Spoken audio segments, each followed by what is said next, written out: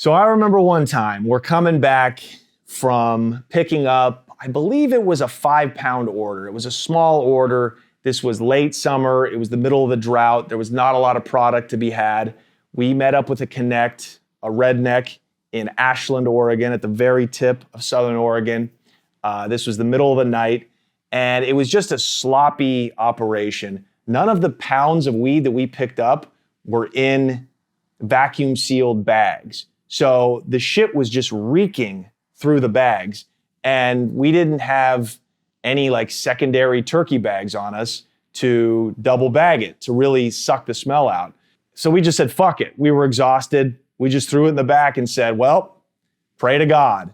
So we hit the highway, and about 30 minutes north of Ashland on I-5, I turn to and I tell him, do you fucking smell the weed in the back? He's like, yeah. And I look over, we got the windows down. The smell of the weed was so strong, the air from, I don't know how to describe it, when the windows were rolled down, you could smell the weed from the trunk filling into the main cabin of the car. And I said, Jesus Christ, dude, if we get pulled over, and I think I hadn't even finished telling him that when we see the lights behind us.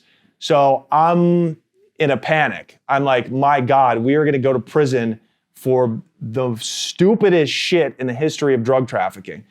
So we pull over to the side. I have no idea why we're even getting pulled over. It's the middle of the night and there's no cars on the road. So the officer comes to the window, he ducks his head down, he's got his bucket hat on, and I'm like, this is it. He's gonna smell the fucking weed that we were too lazy to put into turkey bags before we left. And he looks at me and he goes, do you know why I pulled you over? And I was like, speeding? He goes, no, the opposite. You were going way too fucking slow. I was on your ass. When somebody gets behind you in the fast lane, pull over and let him pass. And as I turn to pick up my license to give it to him, he turns and he runs back to his car and he fucking speeds off. And I turn to he looks at me and he's like, we gotta fucking tighten up, dude.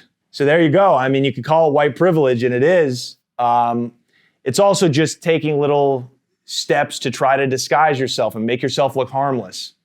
We would put college stickers on the back of our trap cars that we would bring. We would slap a University of Oregon sticker. The Duck football team is huge. I remember one time we got pulled over. I told an officer, hey, we're heading up to Autzen Stadium for the game this weekend, and I'm sorry, we must have been going a little too fast. Things like that really put people at ease because it humanizes you and it gives a reason for you to be doing what you're doing.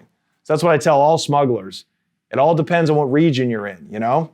The military is a great one too. Cops love the military. A lot of them are ex-military themselves. So what we would do sometimes is we had a sticker, a Marine sticker, that we would put on the back of one of our trap cars. So a cop, the first thing he saw if he pulled us over was that sticker. So one time we're coming back in the pissing rain. I'm making this journey alone actually. And it's pissing rain. I'm sleepy. I'm just trying to make it home. I've been on the road for like 15 hours. I'm exhausted. I'm speeding. I get pulled over. As soon as this cop comes to my window, kind of ducks his head in and he's smiling and he goes, where'd you serve? And now I'm panicked and I pull the best piece of improv I've ever pulled out of my ass in my life. I look at him and I go, I'm actually on my way up to Portland to enlist. And he looks at me and he goes, best of luck, soldier. Drive safe. He gives me my license back and he goes back to his car and speeds off. I'm sitting there with 30 pounds of weed in the trunk. It's called survival. And you used any and all methods to try to increase your chances of survival. And eventually we would have gotten caught if we had kept doing that over years and years and years, and we didn't hire mules. We would have gotten sloppy, but we made hundreds of trips over the years, and every single one we made it back safe. Hey guys, if you like that video, be sure to check out the full-length episode right here. All right, we'll see you later.